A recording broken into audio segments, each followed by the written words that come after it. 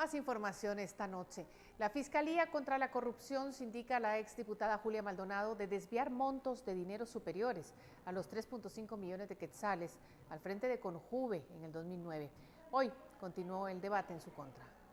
En la continuidad del debate oral y público que se sigue en contra de la exdiputada del partido líder, Julia Maldonado Echeverría, quien enfrenta este proceso judicial por malversar fondos y efectuar fraude por montos mayores a los 3.5 millones de quetzales cuando estuvo al frente del Consejo Nacional para la Juventud Conjuve en el 2009. En el desarrollo de la diligencia, la Fiscalía presentó el testimonio de Andrea Fabiola Flores, quien laboró en Conjuve como subdirectora financiera, y 4 personas más, identificadas como Irma Tejeda, Luis López Castro, Rosa Ortega y José Ponce, extrabajadores de la entidad defraudada, para apoyar la acusación contra la exparlamentaria. Entonces también ahí tenían auditor, tenían uno de inventarios, tenían uno de compras, tenían uno financiero. Entonces esta era la gente que se encargaba de darle seguimiento a cada proyecto.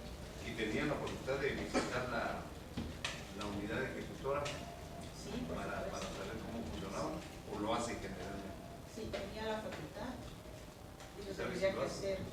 Como ahora ya no ejecuta la SEP, ¿verdad? Pero siempre a través de esa modalidad. Pero sí, en ese momento sí se hacía, o sea, sí se tenían reuniones y había comunicación. Según la Fiscalía contra la Corrupción, el dinero desviado y utilizado en corrupción fue donado por países cooperantes de la Unión Europea y destinados para la realización de proyectos juveniles. Anteriormente, este caso mantuvo un impasse o un estancamiento por recursos presentados por la defensa de la excongresista. Entre tanto, Julia Maldonado, atenta a los testimonios, sostuvo que no existen pruebas suficientes para acusarla, mientras que su próxima cita con la justicia se programó para el 3 de marzo. Por una Guatemala en paz, Cristian Martínez y Emilio Artiga. La exdiputada Julia Maldonado llamó la atención en los tribunales de justicia. Aquí la nota.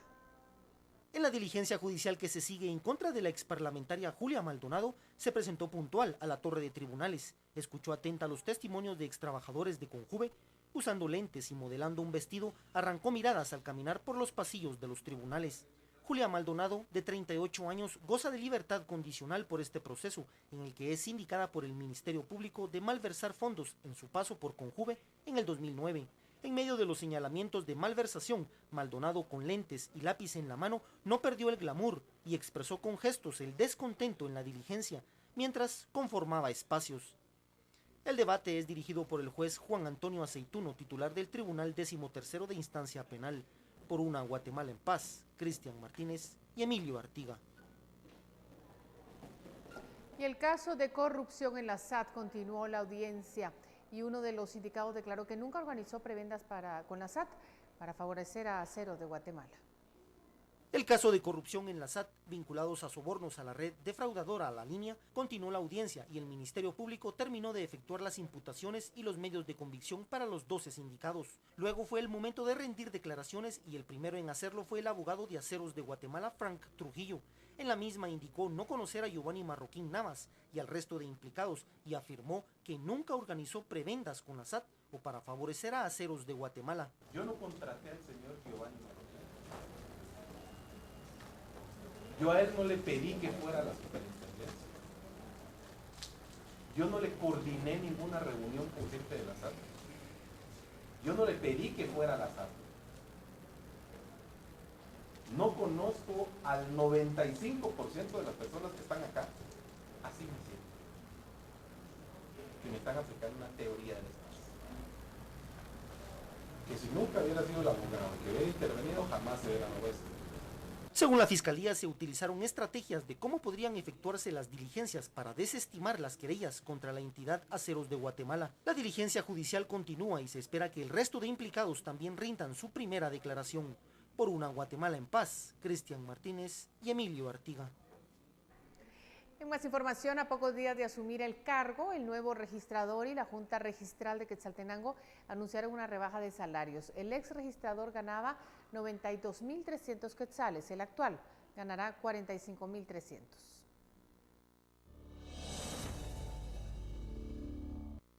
La rebaja de 42.000 quetzales en el salario de registrador obedece a una orden del presidente de la República, aseguran funcionarios. Prefiero de que me rebajo 40.300 quetzales por órdenes del señor presidente y de igual manera a los compañeros, pero en cuanto a decir cuánto se rebaja, pues eso sí es personal de cada uno de los integrantes de mi equipo.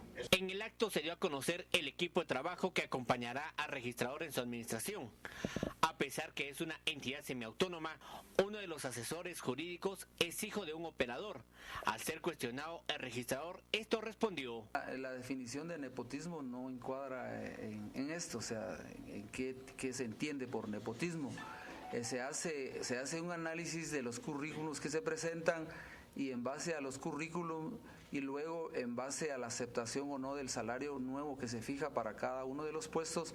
Por las condiciones del pacto colectivo que se tiene en el segundo registro de la propiedad, se analizará si se les puede rebajar el salario a los operadores y certificadores, que son los que obtienen un 65% de ingresos de esta entidad. Por Una Guatemala en Paz, Oscar de León.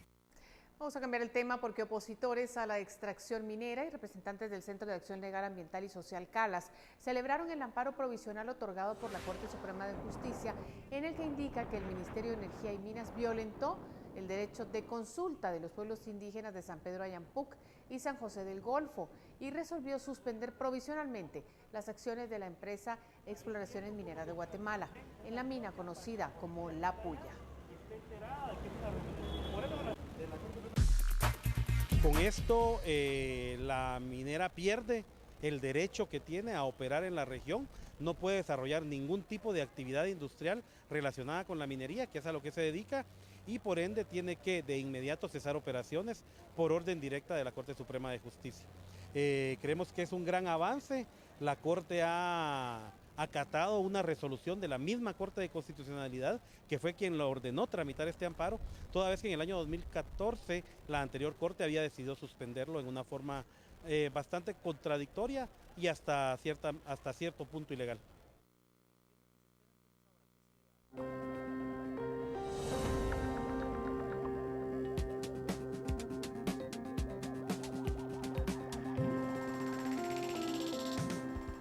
Regresamos con noticias del mundo. El presidente Barack Obama de Estados Unidos promete cerrar cárcel de Guantánamo.